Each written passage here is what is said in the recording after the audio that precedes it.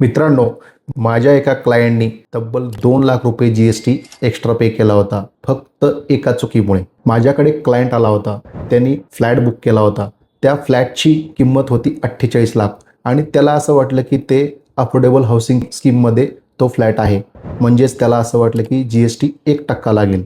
पण इथेच प्रॉब्लेम झाला. कारण अफोर्डेबल हाऊसिंग स्कीमची लिमिट आहे 45 लाख आणि ती लिमिट ऑलरेडी क्रॉस झाल्यामुळं GST हा 1%वरून 5% गेला होता. तर कॅल्क्युलेशन असं झालं की त्याच्या अझम्पशननुसार 48 लाखाला 1%नी 48,000 आणि GST डिपार्टमेंटच्या वर्किंगनुसार 48 लाखाला 5%नुसार 2,40,000 रुपये एवढा GST येतोय. अशा प्रकारे त्याला 1,92,000 रुपये एक्स्ट्रा GST त्याला पे करावा लागला. तर त्या क्लायंटला हे सगळं ॲग्रीमेंट साईन झाल्यानंतर हे सगळं लक्षात आलं. तुम्हालाही जर घर घ्यायचं असेल आणि GST वरती प्लॅनिंग करायची असेल तर तुम्ही तुमच्या CAचा सल्ला घ्या. धन्यवाद.